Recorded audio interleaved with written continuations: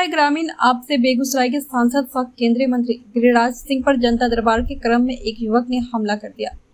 गनीमत रही कि केंद्रीय मंत्री बाल बच गए। हमला करने का आरोप एक मुस्लिम युवक पर लगाया जा रहा है। मिली जानकारी के अनुसार केंद्रीय मंत्री गिरिराज सिंह जब बलिया अनुमंडल में लोगों से मुलाकात कर रहे थे और जन समस्याओं को सुन रहे थे, उसी वक्त सैफी नामक मुस्लिम युवक पहुंचा और सर्वप्रथम माइक अपने कब्जे में ले लिया और अनाप शनाप बयानबाजी करने लगा। इसी बात से जब भाजपा के कार्यकर्ताओं एवं आम लोगों ने इसका विरोध किया, तब आरोपी युवक ने गिरिराज सिंह की ओर मुक्का चला दिया। हालांकि मौके पर मौजूद सुरक्षा कर्मियों ने उन्हें बचा लिया। केंद्रीय मंत्री गिरिराज सिंह ने भी सीधे आरोप लगाते हुए कहा कि दाढ़ी बढ़ाने से कोई मल्ला नहीं बन जाता है और जिस तरह से उक्त मुस्लिम युवक के द्वारा उन्हें डराने धमकाने का काम किया जा रहा है, वह इससे डरने वाले नहीं है। गिरिराज सिंह ने कहा कि बिहार में तेजस्वी यादव एवं उत्तर प्रदेश में अखिलेश यादव जैसे लोगों का समर्थन मिलने की वजह से आज अपने आप को कट्टरपंथी मुसलमान कहलाने वाले लोगों का मनोबल बढ़ा है और वह एक सांसद पर भी हमला करने से नहीं चूक रहे हैं।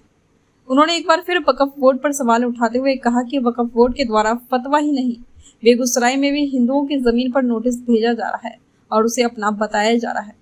वक्फ बोर्ड का काम वर्तमान में जमीन जुटाओ अभियान में तब्दील हो चुका है। उन्होंने सीधे शब्दों में कहा कि उत्तर प्रदेश के मुख्यमंत्री जी ने कहा है, बोलोगे तो कटोगे, वह बिल्कुल सत्य है और हिंदुओं को अपनी सुरक्षा एवं सनातन धर्म की रक्षा के लिए एक होना ही पड़ेगा, नहीं तो अखिलेश यादव, तेजस्वी यादव एवं राहुल गांधी जैसे लोग भारत को इस्लामिक कंट्री बनाकर ही दम लेंगे।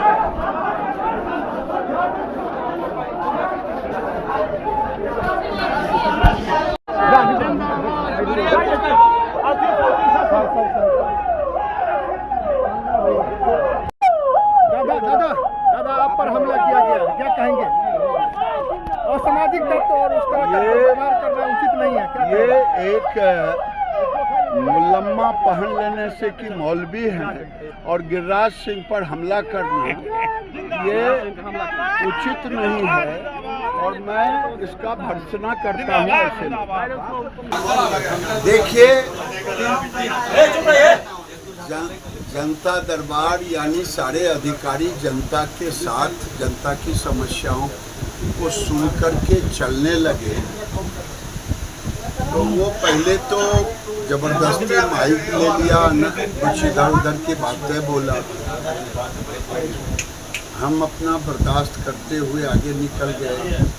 फिर लगा कि अब मेरे ऊपर हमला करेगा, ऐसा व्यवहार किया, लगा कि और फिर मुर्दाबाद का नारा लगाने लगा। तो दुर्भाग्य ये है कि उसको दाढ़ी होने के कारण आज तेजस्वी यादव भी उसके तरफ से खड़े हो जाए, अखिलेश यादव भी उसके लिए वोट के लिए खड़े हो जाए। लेकिन गिरिराज सिंह ऐसे चीज़ों से डरता नहीं है और मैं लखमीनिया, बलिया, बेगूसराय या देश में जो भी सांप्रदायिक सौहार्द को बिगाड़ना चाहेगा उसके खिलाफ हमारी आवाज़ उठती है। लगातार देखने को मिल रहा है कि हिंदुओं को जमीन को वक्फ बोर्ड में तब्दील किया जा रहा है, क्या कहेंगे?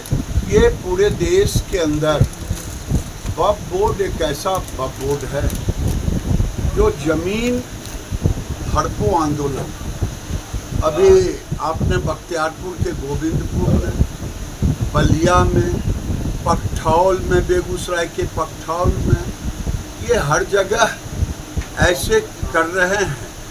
इसीलिए ये कांग्रेस पार्टी अगर नहीं, उनको वक्फ बोर्ड का दर्जा संवैधानिक नहीं है और वो जिस जमीन पे चाहता उस जमीन पे केस कर देता और लोगों को ये कह देता मेरे साथ मारपीट किए, कानूनी दर्जा लगाने की कोशिश। अभी मेरे सवेरे वो पकठौल पड़ता है तेघरा थाना में, पकठौल के लोगों को नोटिस दे दिया, ये हमारा घर है। तो ये बेगूसराय सहित, फतुहा सहित पूरे देश और बिहार में ये अभियान चल रहा है जिससे हम सफल नहीं होने। क्या लगता है सर, बांग्लादेश की तरह यहाँ भी इस तरह का हावी होने जा रहे हैं हिंदुओं पर? कोशिश तो